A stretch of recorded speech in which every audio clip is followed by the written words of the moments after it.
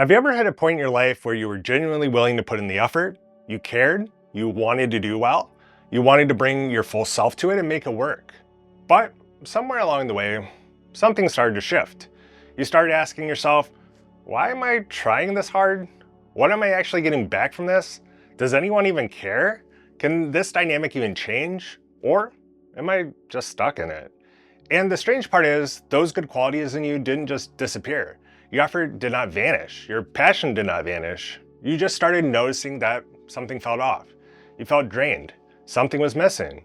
And whatever it was, it kept you from fully showing up the way that you wanted to. So then the blame turned inward. Maybe I'm lazy. Maybe I'm the problem. Maybe I'm not as driven as I thought. Maybe I just don't have what it takes. But a lot of the time, that diagnosis is wrong. What usually happens next is people get handed a very simple explanation. You need to be more focused, work harder, be more disciplined, stop being negative, stop making excuses. And that advice hits hard because it sounds reasonable, it sounds practical, it sounds like accountability. And if it seems like it's working for other people, then it makes it even worse, because then the question becomes, if they can do it, why can't I? So the assumption becomes, the problem must be me, my mindset, my effort, my discipline, my consistency, the way that I'm showing up. Because we keep hearing, you can only control what you can control. And that is true to a point. But people often use that idea in a very incomplete way, because it turns into, if you're struggling, the issue must mostly be internal. So now the whole diagnosis gets built around behavior. You're not focused enough. You do not want it bad enough. You are too negative. You keep making excuses. And once that becomes the frame, you stop asking whether the environment makes sense. You start asking, what is wrong with you? So fear steps in. You get the quick burst of pressure, that come on, fix it energy, that guilt, that panic, that temporary push. But for a lot of people, that does not create sustainable effort. It creates a crash. More self-doubt, more shame, more helplessness. Because if your intention was there, if your capability was there, if part of you really did want to show up, then maybe this was never a full explanation. What people often miss is that behavior is not just about character. A lot of the time it's a response to pressure, environments, and whether your needs can actually be met. That means your environment can directly affect your ability to perform. Some environments feel engaging and meaningful, others feel draining, pointless, and hard to stay invested in. And part of that is cognitive. If an environment is unstable, unclear, political, or constantly puts you on edge, your mind has to spend energy navigating that environment itself. That is energy we cannot fully give to focus, creativity, problem solving, or doing your best work. Some places fit your strengths and values, so your best self shows up naturally. Other places create constant friction because the way you think, work, or contribute doesn't fit cleanly there. It can be the difference between seeing your value and building with it, or constantly having to advocate for yourself just to be heard. Between feeling trusted to execute, or always looking over your shoulder, waiting to be told what you did wrong. And that is why the same person can thrive in one environment and shut down in another. Sometimes the difference between success and failure is not who you are, it's the conditions you're operating in. So if an environment has that much impact, what does that mean about discipline? Discipline still matters. You need goals, you need effort. You need the ability to keep showing up, especially when things are hard. In almost any meaningful part of life, discipline has value.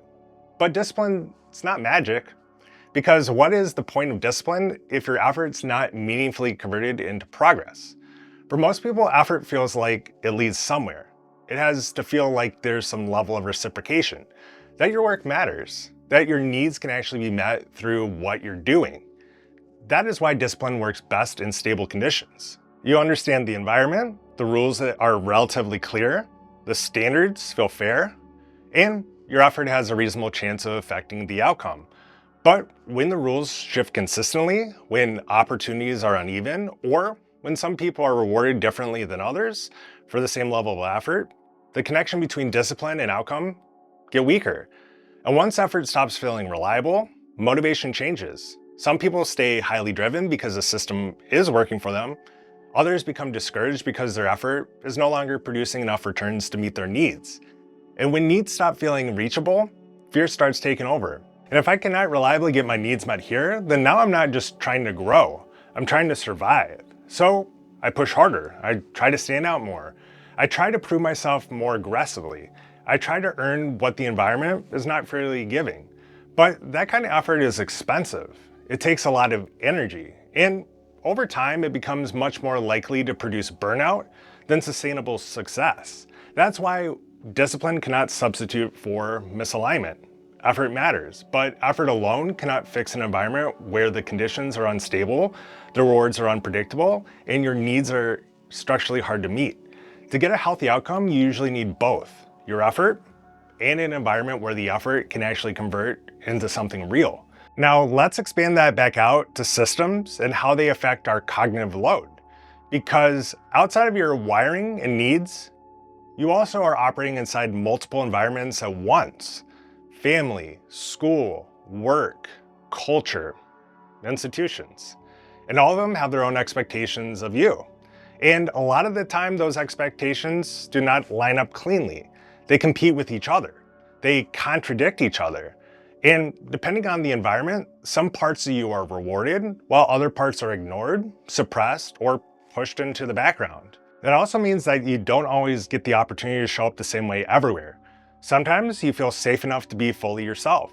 Other times you hide, adapt, or mask parts of yourself just to function. And even that takes effort. Take work and family. If you had a great day at work, you hit your numbers, presented something well, got recognized for it, you probably come home with more energy. You feel lighter. It's a lot easier to present yourself to your spouse and kids. Easier to be patient, easier to engage. But if work was stressful, political, or draining, you may come home with very little left. You're still the same person, but now your energy is lower, your patience is thinner, and being present takes more effort. The reverse is true. If your home life feels stable, your relationship's healthy, your kids are doing well, your health's okay, your finances are manageable, then it's a lot easier to leave the house with mental space available for work. But if things at home are heavy, ongoing conflict, health issues, financial strain, family stress, then by the time you get to work, part of your attention's already gone. You're tired, you're stressed, you have less focus, less patience, and less cognitive energy to give. And that is the point. In each example, you're the same person. What changed? It's not your worth. What changed is the set of conditions surrounding you.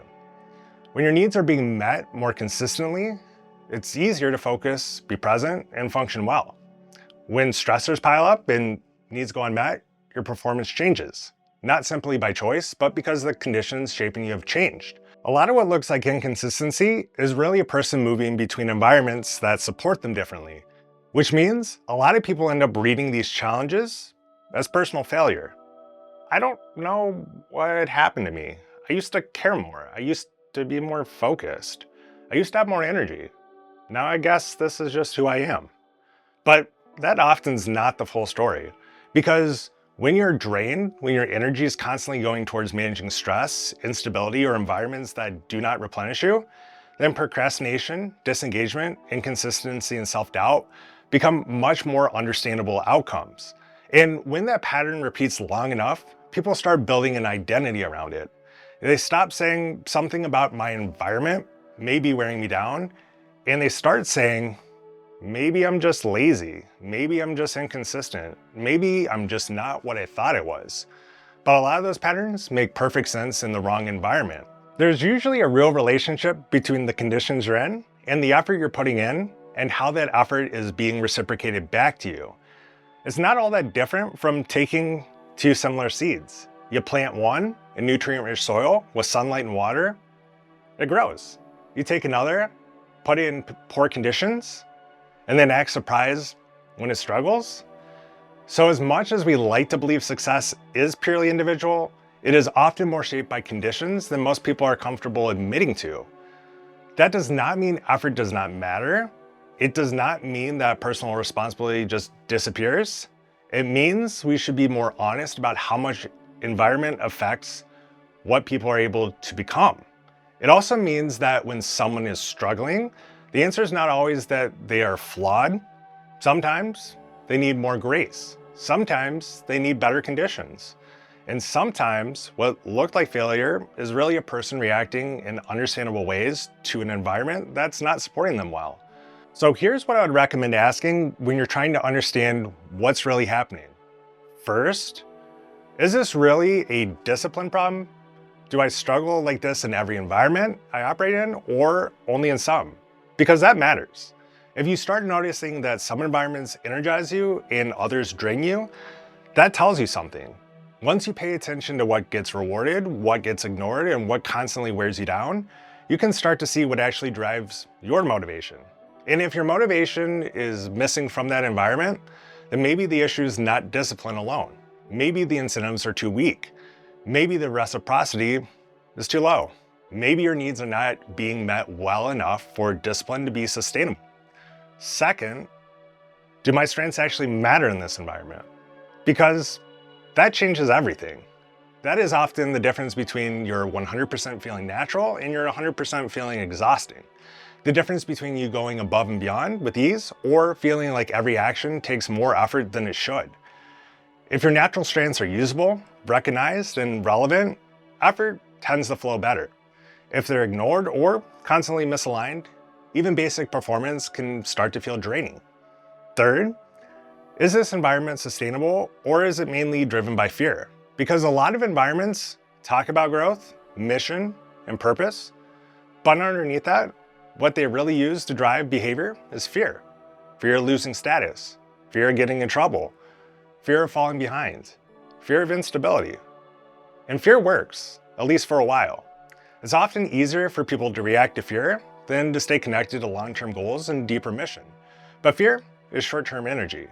For people who are already a natural fit, fear may just feel like background noise. But for others, it becomes one of the fastest ways to burn out. And last, if someone else were in my place, would they function very differently, or would they likely feel some of the same pressures? Sometimes the answer is yes. Sometimes another person really would be more naturally fit. But a lot of the times, the environment itself is structured more for stability, predictability, and compliance than for responding well to a wide range of human needs, which means many people are sacrificing parts of themselves just to make the environment work. And regardless of how it plays out, that does not automatically mean that the person's good or bad, or the environment is good or bad. Sometimes it's simply more the fit is better for some people than others. That is why asking these questions matters so much. So when you really step back and look at all this, the point is not that discipline has no value. The point's not that effort does not matter. And it's not that every environment's bad or every person who struggles is somehow helpless. The point is that people do not function in a vacuum. We function inside conditions, inside systems, inside families, schools, workplaces, cultures, and institutions. That all shapes what gets supported, what gets ignored, what gets rewarded, and what gets drained out of us. And when those conditions are unstable, misaligned, or constantly asking us to operate against how we function best, it should not surprise us when motivation changes, when focus gets harder, when discipline becomes harder to sustain, when self-doubt starts to grow. That does not automatically mean you're lazy. It does not automatically mean that you're weak. And it does not automatically mean that you've failed. Sometimes it means that the conditions around you are affecting you more than you've been taught to admit. And that's why accurate diagnosis matters. Because if you call it a discipline problem when it's really a conditions problem, you'll keep forcing the wrong solution. You'll keep blaming yourself for patterns that may make perfect sense in the environment that you're in. But once you start asking better questions, you can see more clearly. You can start to notice what supports you, what drains you, what your effort actually turns into, where your strengths can actually breathe, and where you keep getting flattened. And from there, the goal is not to become someone else. It's to understand what conditions actually help you function well, so your effort has somewhere real to go. Sometimes the most important change is not becoming a different person. It is finally understanding the conditions that allow the best of you to exist. So as always, appreciate you. We'll talk soon.